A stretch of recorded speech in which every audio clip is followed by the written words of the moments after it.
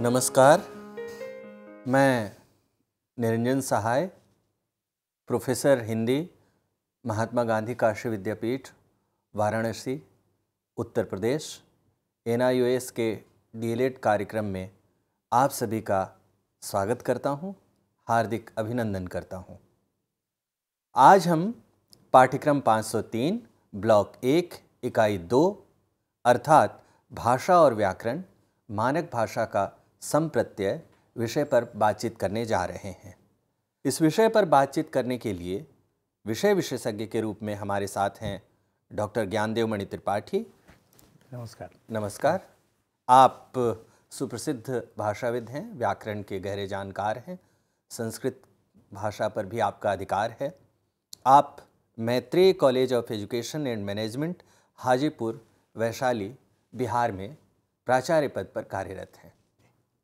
ज्ञानदेव जी, आपका बहुत स्वागत है। धन्यवाद। इस विषय पर बातचीत करते समय हमारे मन में कई तरह के सवाल उठते हैं।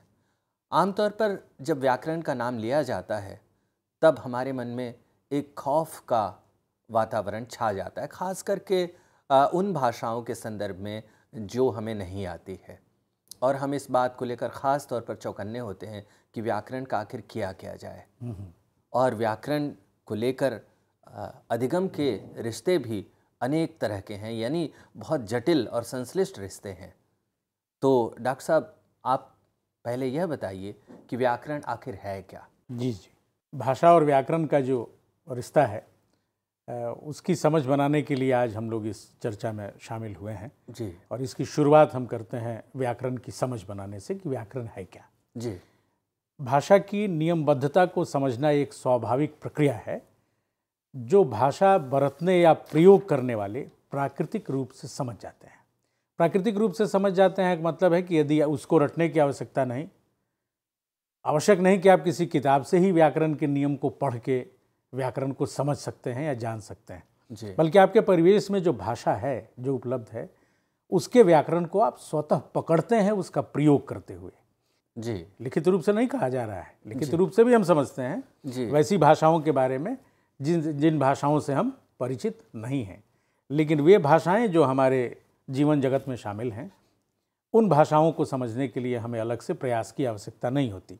जब उस नियमबद्धता को अध्ययन की दुनिया का हिस्सा बनाते हैं जी तब उसे व्याकरण कहते हैं। जी। अर्थात आपका यह कहना है कि बच्चे या बच्ची या समाज के विभिन्न लोग जो हैं, ज़रूरी नहीं है कि व्याकरण के शास्त्रीय रूप को जाने समझें, बिल्कुल, या लिखित रूप को जाने। जी। शास्त्रीय से ज़्यादा आवश्यक ये कहना होगा कि लिखित रूप को जाने। जी। अर्थात उसे मालूम नहीं है कि क्रिया विशेषण क्या है, लेकिन वह धीरे धीरे चल रहा है। चलना क्रिया में क्रिया विशेषण आराम से प्रयोग में लाता है। शास्त्रीय शब्दावली उसे नहीं मालूम है तब भी। जी।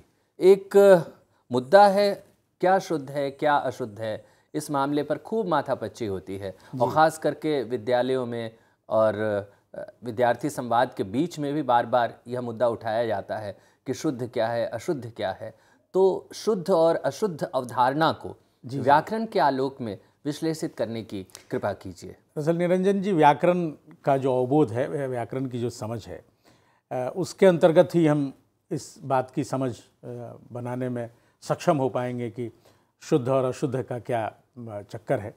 दरअसल भाषा का व्यावहारिक व्याकरणिक ज्ञान स्कूल आने के पहले बच्चे बच्ची को होता है। एक उदाहरण से हम इसको जान या समझ सकते हैं, जैसे भाई जाता है, बहन जाती है।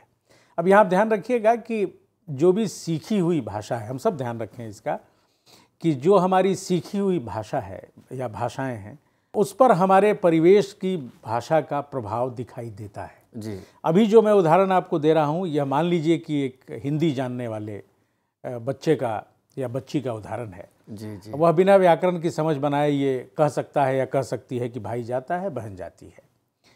यानी उसे पता है कि भाई पुल्लिंग के लिए जाता क्रिया का प्रयोग होता है, जबकि बहन स्त्रीलिंग के लिए जाति का। अर्थात बच्चे बच्चियों को व्याकरण की व्यावहारिक जानकारी तो होती है, पर उन्हें शास्त्रीय जानकारी नहीं होती। जैसा आपने पहले भी कहा, स्त्रीलिंग पुल्लिंग पद, क्रियापद आदि की पारिभाषिक जानकारी नहीं होती, लेकिन ये उसके उपयोगकर्ता होते हैं। व्याकरण की समझ का आकलन इससे नहीं होता कि बच्चे बच्चियाँ व्याकरण की तकनीकी शब्दावली और परिभाषाओं में कितनी कुशलता रखते हैं। संज्ञा, क्रिया विशेषण, क्रिया विशेषण आदि व्याकरण की विभिन्न अवधारणाओं या पक्षों का प्रयोग हमेशा वाक्य या कहानी, कविता या अन्य पाठों के संदर्भ में होता है। कहना न होगा, यह आवश्यक है कि वाक्य या पाठ के संदर्भ में व्याकरण के बिंदुओं को बच्चे बच्चियां पहचान सकें एवं संदर्भ में उनका इस्तेमाल कर सकें।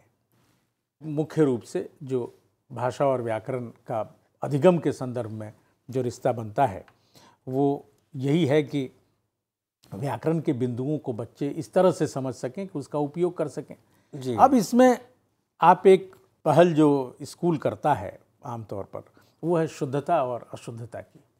कई बार हम शुद्ध और अशुद्ध के चक्कर में इतने फंस जाते हैं कि हम बच्चे बच्चियों के सीखने की जो गति है उसी को ध्वस्त कर देते हैं। लेकिन व्याकरण शुद्धता और अशुद्धता का हिमायती है। उसकी ज़रूरत भी इसलिए ही है कि वो तय कर सके कि क्या शुद्ध है और क्या अशुद्ध है। इसलिए यह नहीं कहा जा सकता कि शुद्धता या अशुद्धता की जो समझ किसी भी भाषा के संदर्भ में हमको व्याकरण से प्राप्त होती है उसकी उपयोगिता नहीं है जी। तो व्याकरण से प्राप्त इस उपयोगिता को यदि हम इस तरह से देखें कि शुद्ध या अशुद्ध की पहचान व्याकरण शिक्षण का आधारभूत सिद्धांत नहीं है, उसका आधारभूत उद्देश्य है संप्रेषणीयता का विकास। यह व्याकरण का एक प्रमुख उद्देश्य है कि भाषा कितनी संप्रेषित हो रही है और आप में उस भाषा को संप्रेषित करने की कितनी शक्ति का विकास हो रहा है। अर्थात विशुद्ध व्याकरण नहीं, व्याकरण और रचना की ओर जाना व्याकरण शिक्षण का उद्देश्य है जी। बहुत सुंदर बात आपने कही जी। और आपने इस बात की ओर इशारा किया कि कोई भी विद्यार्थी जब स्कूल में दाखिल होता है तब वह अपनी भाषा के व्याकरण से वह परिचित होता है और विद्यालय की जो भाषा है उसके व्याकरण से परिचित कराना विद्यालय की क्रियाओं में शामिल होता है जी। और जो आरंभिक कक्षाएं हैं यानी पहली, दूसरी, तीसरी तक हमें इस बात का ध्यान रखना चाहिए कि शुद्धता का खौफ बच्चे के दिलो दिमाग पर तारी ना हो जाए। वो उस पर अपनी गिरफ्त में ना ले ले जिससे बच्चे के स्वाभाविक विकास पर बाधा पड़े। आपने बिल्कुल सही कहा कि व्याकरण का मुद्दा जितना ज़रूरी है उससे कहीं भी कम या किसी भी मात्रा में यह मुद्दा ज़्यादा ज़रूरी है या महत्वपूर्ण है कि भाषा संप्रेषण का मादा है। लेकिन व्याकरण की जब हम लोग बातचीत कर रहे हैं तब हमारे श्रोताओं को, पाठकों को यह दिलचस्पी हो सकती है कि वह इस बात को समझें कि आखिर भाषा की नियमबद्धता के विविध पहलू क्या हैं। बिल्कुल बिल्कुल। सबसे पहले तो यदि हम रचना के लक्ष्य को अपनी निगाह में नहीं रखेंगे तब उसका यह खामियाजा हमें भुगतना पड़ेगा कि शुद्धता और अशुद्धता के चक्कर में कक्षा में चुप्पी छा जाएगी और अशुद्ध होने के खतरे से कुंठा का माहौल बनेगा। इसको ध्यान में रखते हुए हम कुछ और बातों को देखें। जो राष्ट्रीय पाठचर्या की रूपरेखा 2005 ने भाषा शिक्षण के बारे में एक बहुत ही महत्वपूर्ण राय दी है। उसने कहा है कि भाषा तब सीखी जाती है जब वह भाषा के रूप में नहीं पढ़ाई जाती बल्कि सार्थक संदर्भों में जोड़कर उसे पढ़ाया जाता है। यानी भाषा को सीखने के लिए आवश्यक है कि आप उसको संदर्भ से जोड़कर देखें। या भाषा बिना संदर्भ के नहीं हो सकती। एक तरह से यह निष्कर्ष इस वाक्य का हम यह भी निकाल सकते हैं कि भाषा को समझने के लिए संदर्भ का होना आवश्यक है। इसलिए भाषा अपने आप को किसी खास संदर्भ में ही व्याख्यायित कर पाती है या अर्थ दे पाती है। भाषा की नियमबद्धता जिसकी चर्चा अभी आपने की, उसके विविध पहलू हैं जिसे हम जानें या हमें जानना चाहिए। हर भाषा, उसे बोली कहें या कोई और नाम दें, व्याकरण युक्त होती है जी जी। यानी उसका अपना एक व्याकरण होता है जी जी। वह व्याकरण विहीन नहीं होती। या आप नहीं कह सकते कि यह अमुक बोली है और इसके पास कोई व्याकरण नहीं है जी। यह मगही है या अंगिका है या अवधी है या ब्रज है तो इसके पास अपना कोई व्याकरण नहीं है जी जी। आप जिन्हें बोली कहते हैं या हम जिन्हें बोली मानने की, मैं व्यक्तिगत रूप से मानता हूं कि बोली मानने की भूल करते हैं, वे सब की सब भाषाएं हैं और जिंदा समाज में बरती जाती हैं, बोली जाती हैं। इसलिए यदि बोलियां हैं तो सभी बोलियां हैं, अन्यथा सभी भाषाएं हैं जी। क्योंकि इनके पास भी अपना व्याकरण है। तो व्याकरण, हर भाषा व्याकरण युक्त होती है। वह ध्वनि, शब्द, वाक्य और संवाद के स्तर पर नियमबद्ध होती है। इन चार को हमेशा भाषा शिक्षण के समय ध्यान में रखने की आवश्यकता है कि भाषा जिस नियम से आबद्ध है, जिस नियम से बंधी हुई है, उसमें ध्वनि, शब्द, वाक्य और संवाद, ये विभिन्न स्तर की नियमबद्धताएं हैं जिस पर हम लोग आगे चर्चा करेंगे। इस बात को हम हर स्तर और अलग अलग उदाहरणों से भी समझने की कोशिश करें तो ज़्यादा बेहतर हो। जैसे सबसे पहले हम ध्वनि संरचना की बात करते हैं। आजकल तो इसकी और भी महत्ता बढ़ गई है, जब से हमने अपनी लिपि बदल दी है तब से ध्वनि संरचना का होना बहुत आवश्यक है, क्योंकि जैसे ही हम दूसरी लिपि का प्रयोग अब करते हैं, हमारे सामने जो कंप्यूटर पड़ा हुआ है यह जिस लिपि को समझने लगा है, वहाँ उसके लिए हिंदी की ध्वनि संरचना जानना और भी जरूरी है। बहरहाल हम उस ध्वनि संरचना की बात करें जो सभी भाषाओं के लिए आवश्यक है। बहुत रोचक बात की तरफ आप इशारा कर रहे हैं। अर्थात यदि हम लोग जैसे मंगल फ़ॉन्ट में ही काम किया जाता है या यूनिकोड में ही काम किया जाता है, तो हमें ध्वनियों का पता हो तभी हम टाइप कर सकते हैं। बिल्कुल बिल्कुल जी जी। इसलिए भाषा के लिए ध्वनि संरचना बहुत आवश्यक है। और यह समझ लेने के बाद यह भी समझ बहुत साफ हो जाएगी कि आवश्यक नहीं कि एक भाषा सिर्फ एक ही लिपि में लिखी जा सकती है। इसलिए ध्वनियों का जो महत्व है, आवश्यक नहीं कि हिंदी को हम सिर्फ देवनागरी में ही लिखें, हम आराम से रोमन में अब लिखने लगे हैं जी। इसलिए यह जो पुरानी किताबों में जो एक वाक्य लिखा हुआ है कि हर भाषा की एक लिपि होती है, तो अब मुझे लगता है कि इससे भी कहीं ना कहीं या बाहर निकलने की आवश्यकता है। बहरहाल हम लोग ध्वनि संरचना को पहले समझने या जानने की कोशिश करें कि प्रत्येक भाषा की अपनी ध्वनि व्यवस्था होती है। यह एक रोचक तथ्य है कि ध्वनि के कुछ ऐसे नियम भी होते हैं जो हर भाषा में पाए जाते हैं।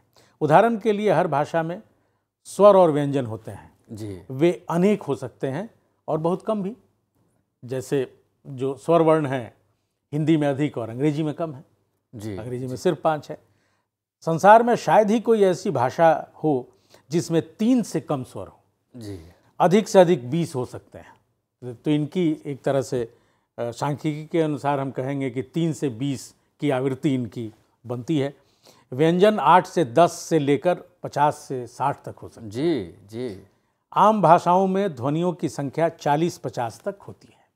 बच्चे बच्ची भाषा सीखने में वर्णों का इस्तेमाल कैसे करते हैं, यह समझना भी बहुत रोचक है कि बच्चे बच्ची वर्ण को नहीं जानते, लेकिन वर्ण से बनने वाले शब्द से परिचित होते हैं। जी जी। वे हो सकता है कि कौवा से परिचित हों, जो हमारे क्षेत्र के लोग हैं, और से न परिचित हों। ये भी बढ़िया है कि कौवा एक ही साथ स्वर और व्यंजन के दोनों पहले वर्ण को साथ लेकर चलता है जी। क को भी और अ को भी जी। तो हो सकता है कि बच्चे बच्ची वर्ण को नहीं जानते, लेकिन वर्ण से बनने वाले शब्द से परिचित होते हैं। वो शब्द जानता है। बहुत सारे ऐसे शब्द हैं, माता पिता, जाना आना। चूँकि वर्ण का स्वतंत्र रूप से कोई अर्थ नहीं होता है, ये सब जानते हैं, हम सब जानते हैं कि वर्ण का कोई स्वतंत्र अर्थ नहीं होता, इसलिए बच्चे बच्ची के लिए अरुचिकर होता है। कोई अर्थ ही नहीं है उसमें, तो उसके लिए क्या मतलब रखता है? क्यों याद उस करें, उम्र क्यों में रखें? जब हम और आप भी, या उस उम्र का कोई भी बच्चा बच्ची देश दुनिया के किसी भी कोने में हो, अर्थ तलाशने में ज़्यादा विश्वास रखता है। वो हर चीज़ को एक आश्चर्य है उसके पास, उस नज़रिए से देखता है कि यह क्या, यह क्या। अब उसमें उसके लिए महज क क्या है, विस्मय का पहलू है। विस्मय का। तो अ में कोई ऐसा विस्मय उसको दिख नहीं रहा। हाँ, उसकी प्रस्तुति का ढंग यदि ऐसा हो जाए कि उसमें भी कुछ विस्मय उसको नजर आए, कोई सवाल उसके मन में अनार में दिख रहा है। अनार में दिख रहा है, क्योंकि अनार है, अनार की उपलब्धता है, अनार है उसके पास, आम है, तो वे एकदम वर्णमाला को रटने से घबराते हैं। मतलब ऐसा यदि हम कर देते हैं कि एक बच्चा, सोचिए, संपूर्ण वाक्य संरचना लेके विद्यालय में दाखिल होता है जी जी। और दुनिया के बड़े भाषा वैज्ञानिक और मनोवैज्ञानिक ये मान चुके हैं कि बच्चे अपनी मातृभाषा का सर्वाधिक 3 वर्ष की उम्र तक सीख चुके होते हैं। तो एक बच्चा जो पूर्ण भाषा लेके जा रहा है आपके विद्यालय में, अब हमारी जिद रहती है कि उसको अब अ आ ई ऊ से पढ़ाना शुरू करें। वह पूरी वाक्य संरचना लेके जाता है। आप जब गए होइएगा विद्यालय में पहली बार, तो आपसे पूछा होगा आपके शिक्षक ने कि आपका नाम क्या है, तो आपने थोड़ी कहा होगा कि म आकार मे, र आकार रा, मेरा, न आकार नाम, नाम, ऐसा तो कहा नहीं होगा। जी नहीं। आपने कहा होगा अपनी मातृभाषा में ही। मान लीजिए आपकी मातृभाषा भोजपुरी है, तो आपने कहा होगा कि हमारा नाम निरंजन सहाय हो। तो आप एक भाषा की पूरी वाक्य संरचना लेके गए थे, और यहाँ हम वर्णों को रटाने लगते हैं। तो यह जो नीरस वातावरण बनता है रटाई को लेके वह बच्चों के लिए एक नीरस कार्य हो जाता है। यदि वह मनोयोग से क ख ग घ ङ जैसे वर्ण सीख लेता है तो इससे बहुत कम सार्थक शब्द बन पाते हैं। मान लीजिए सीख भी गया तो बहुत कम सार्थक शब्द वो बना पाएगा। वर्णों का सार्थक प्रयोग तभी संभव है जब हम उनसे बनने वाले शब्दों से परिचित होते हैं। यानी पहले उनको, बच्चों को शब्दों की उस दुनिया में हम घूमने टहलने दें और वहाँ से वर्णों को चुनना सिखाएं या वर्णों को सीखना सिखाएं, तो मुझे लगता है कि यह जो अरुचिकर व्यवस्था है वो थोड़ी रुचिकर हो जाएगी। यह तभी संभव है जब हम भाषा विशेष के विभिन्न शब्दों से परिचित होने की प्रक्रिया को शब्दों, वाक्यों द्वारा समझें। अनेक बार चित्र और उससे संबंधित शब्द को देखने के बाद उस शब्द का चित्र विद्यार्थियों के मानस पटल पर गहरे रूप में अंकित हो जाता है। जब जब उस शब्द का चित्र विद्यार्थियों के स्मरण संसार से व्यवहारिक जगत में उतरता है, तब तब वह शब्द और उसमें निहित वर्ण भी याद आ जाते हैं। जी, यह यात्रा ज्ञात से अज्ञात की ओर जाती है, जो हमने जान लिया है और जो हम जानना चाहते हैं। जी, यह जैसे यात्रा जाने हुए से जानने की ओर है, ज्ञात से ज्ञेय की ओर है। जी जी, जैसे बच्चा या बच्ची अनार को जानता है, जी, ये ज्ञात है, और उसमें निहित जो वर्ण है जी, वो उसके लिए अज्ञात है, उसकी ओर बढ़ रहा है। शब्द संदर्भ से जुड़े होते हैं इसलिए वे अर्थपूर्ण होते हैं। शब्द संदर्भ से जुड़े होते हैं इसलिए वो निरर्थक नहीं हो सकते। इसीलिए लगभग सभी भाषाओं में सार्थक और निरर्थक शब्दों का विभाजन है। वैसे कोई भी शब्द निरर्थक कैसे होगा ये कहना बड़ा मुश्किल है, क्योंकि उसके वर्ण सही होते हैं, इसलिए वो गलत नहीं हो सकता। हाँ, हो सकता है कोई अर्थ न दे, लेकिन गलत नहीं हो सकता इसलिए क्योंकि उसमें आप कुछ वर्णों का, किसी न किसी भाषा के वर्ण का उपयोग करते हैं। तो सीखे हुए वर्णों से नए नए शब्द बनवाए जाते हैं। जब पढ़ाई लिखाई की हम बात करते हैं तो ये मानते हैं कि जितने शब्द बच्चे बनाएंगे उन वर्णों से, उतना ही वर्ण पर उनकी पकड़ मजबूत होती जाएगी। जैसे कल, मल, नल आदि जो हम लोगों के बचपन की जो किताब थी मनोहर पोथी, यदि आप उसको याद करें तो उसमें भी इस तकनीक का उपयोग कमोबेश किया गया था। और उत्तर भारत की तो एक बड़ी पीढ़ी है जिसने वर्णों के सहारे या शब्दों के सहारे भाषा को वाया मनोहर पोथी सीखा है। ऐसे ही भाषाओं में वर्ण संरचना की समझ बनती है। जैसे अंग्रेजी में बुक, स्कूल, पेन, बैट जैसे शब्द में शामिल अल्फ़ाबेट का विभिन्न संदर्भ में समझा जाना। इससे विभिन्न व्याकरणिक पदों जैसे कर्ता, क्रिया, कर्म, वचन, विशेषण आदि की समझ की यात्रा भी धीरे धीरे पूरी होती है। यानी व्याकरण वर्ण से अब हम व्याकरण की तरफ धीरे धीरे बढ़ते हैं, आगे बढ़ते हैं। अब ध्वनि संरचना के बाद हमारी चर्चा का विषय होगा वाक्य संरचना। इसी तरह वाक्य संरचना की प्रक्रिया भी संपन्न की जाती है, जैसी अभी हमने ध्वनि संरचना की बात की। इस विधि में सार्थक वाक्यों द्वारा पढ़ना सिखाया जाता है या सीखने का माहौल बनाया जाता है। वाक्य संदर्भ से जुड़कर अर्थ निर्माण करते हैं। जैसे लाठी शब्द के 3 प्रयोगों के द्वारा बने विभिन्न अर्थ देखिए। वह उसके बुढ़ापे की लाठी है, वह लाठी टेक कर जाता है, जिसकी लाठी उसकी भैंस। अब यहाँ तीनों में एक लाठी है और उसके 3 अर्थ हैं।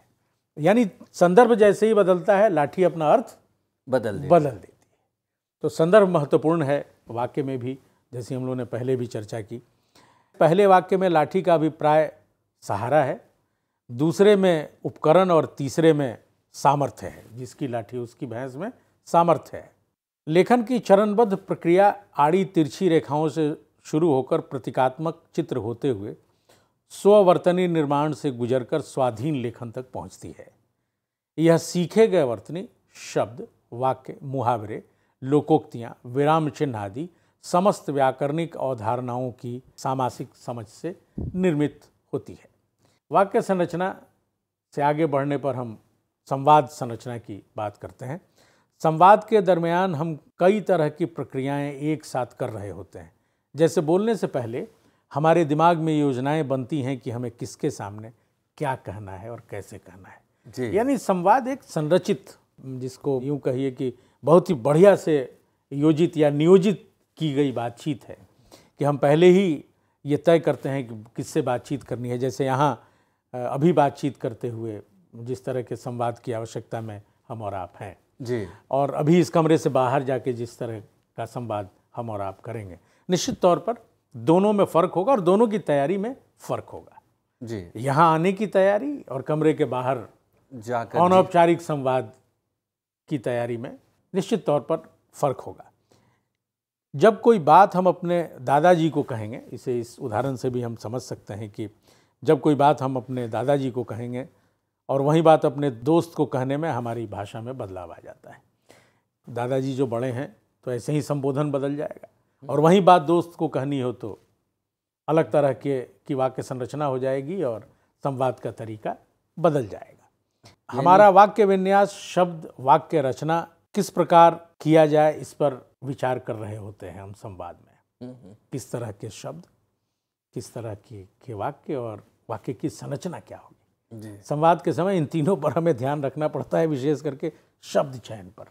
कैसे शब्द का हम चयन कर रहे हैं, जिनके साथ बातचीत करनी है, जिस फोरम पर हमें अपनी बात रखनी है, जिस मंच पर हमें अपनी बात कहनी है, जिस कक्षा में हमें अपनी बात कहनी है, वहाँ के कमोबेश मतलब जो जिनके साथ हमें संवाद करना है, उसको यदि हम ध्यान में नहीं रखें तो ये चूक हो जाने की संभावना है कि हम संवाद के प्रति न्याय न कर सकें या सार्थक संवाद न कर सकें। जी। तो यह जो संवाद संरचना है भाषा में, यह एक अनिवार्य तथ्य है। इसे एक और उदाहरण से हम समझ सकते हैं कि मैं आज घर देर से आऊँगा, माँ नाराज़ होगी और मुझे घर से बाहर रहना पड़ेगा। संवाद में शामिल इन तीनों वाक्यों की बनावट सरल है। यदि इन वाक्यों को इस तरह से बोला जाए तो ठीक से समझ में आ रहे हैं और इनको बोलना भी आसान है। लेकिन अगर इन वाक्यों को एक दूसरे पर निर्भर कर दें तो बोलते समय योजना बनाने वाली प्रक्रिया को बारीकी से देख पाएंगे। जैसे, यदि मैं आज भी घर देर से गया तो माँ नाराज़ हो जाएगी और या तो मुझे घर से बाहर रहना पड़ेगा या मैं किसी दोस्त के घर चला जाऊंगा। वो लिखित वाक्य में यदि में तो यदि पर आश्रित है।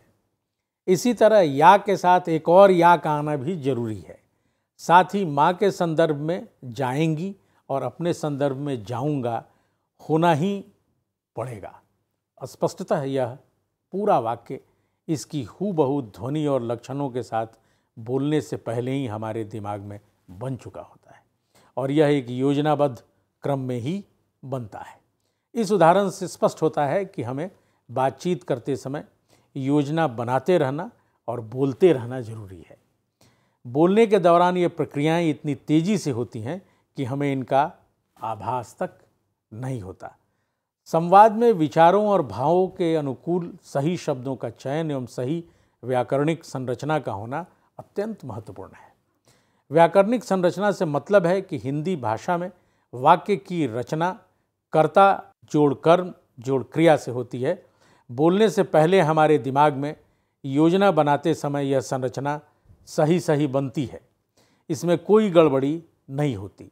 इस पूरी प्रक्रिया में हाव भाव एवं विचारों का भी महत्वपूर्ण योगदान होता है। संवाद के समय ध्वनियों के उतार चढ़ाव, विराम एवं लय भी अर्थबोध में महत्वपूर्ण स्थान रखते हैं। वाद विवाद, भाषण, वक्ता द्वारा प्रश्न पूछवाना जैसी क्रियाएं अधिगम प्रक्रिया में शामिल कर संवाद कौशल हासिल किए जा सकते हैं। जी, यह जो पूरी बातचीत अभी हम लोगों ने की और इसमें विभिन्न व्याकरण की प्रक्रियाओं को जाना, वास्तव में इसको जब हम किसी भाषा के मानकीकरण की बात करते हैं या मानकीकृत भाषा की जब बात करते हैं, उसके संप्रत्यय के रूप में भी, उसके आरंभिक तत्व के रूप में भी हम इन चीज़ों को देखना चाहते हैं। आज का जो हमारा विषय था इस चर्चा का, वह इस भाषा व्याकरण और मानक भाषा के इन संप्रत्ययों पर केंद्रित था। जी, बहुत बढ़िया ज्ञानदेव जी, आपने बहुत ही विस्तार से और बहुत ही बारीक तरीके से और ख़ूबसूरत तरीके से बहुत सारी व्याकरणिक अवधारणाओं के बारे में हमें जानकारी दी। इससे निश्चित ही हमारे श्रोता और दर्शक लाभ उठाएंगे और व्याकरण के जितने पद हैं, जैसे आपने बताया कर्ता, क्रिया, कर्म, क्रिया विशेषण, ये विराम चिन्हों का प्रयोग, उसमें और भी तरह की संरचनाएं, इन सब की तरफ हमारा ध्यान आपने आकृष्ट किया और बहुत ही खूबसूरत तरीके से वर्ण विधि के द्वारा, शब्द विधि के द्वारा, वाक्य विधि के द्वारा व्याकरण की हमारी समझ किस तरह से बन सकती है, इस पर आपने प्रकाश डाला। और आपने ये बहुत खूबसूरत बात कही कि इन सबों के मायने तब हैं जब उन्हें संदर्भों में समझाया जाए। जी, बहुत बहुत धन्यवाद।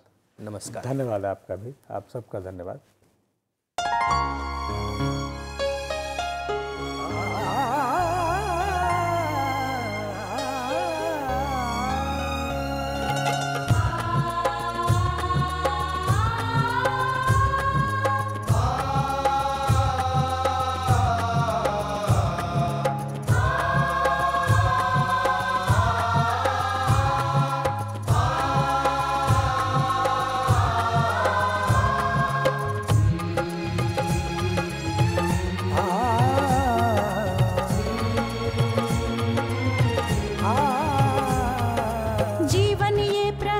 प्रकाशित करने, राहों को आलोकित करने। जीवन ये प्रकाशित करने, राहों को आलोकित करने। हम अपना दीपक स्वयं बने, हम अपना रास्ता स्वयं चुने। हम अपना दीपक स्वयं बने, हम अपना रास्ता स्वयं चुने। जीवन ये प्रकाशित करने, राहों को आलोकित करने।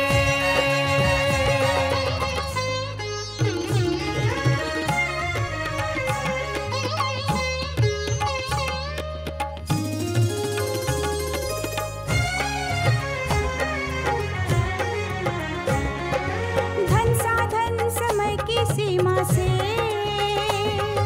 विद्यालय जो मुक्त हो, धन साधन समय की सीमा से विद्यालय जो मुक्त हो। कभी पढ़े हम कहीं पढ़े, वे विषय की लोच से युक्त हो। कभी पढ़े हम कहीं पढ़े, वे विषय की लोच से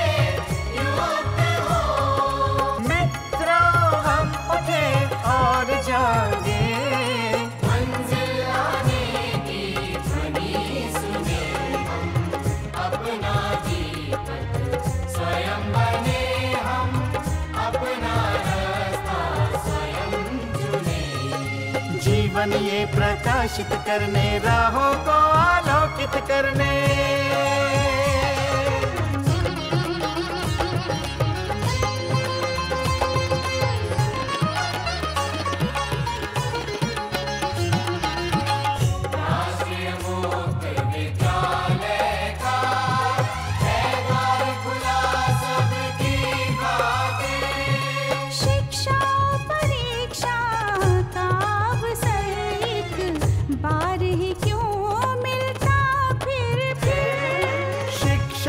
परीक्षा का अवसर एक बार ही क्यों मिलता फिर दुनिया में इसके केंद्र बात। कोई मन चाहा केंद्र चुने, हम अपना दीपक स्वयं बने, हम अपना रास्ता स्वयं चुने। कोई मन चाहा केंद्र चुने,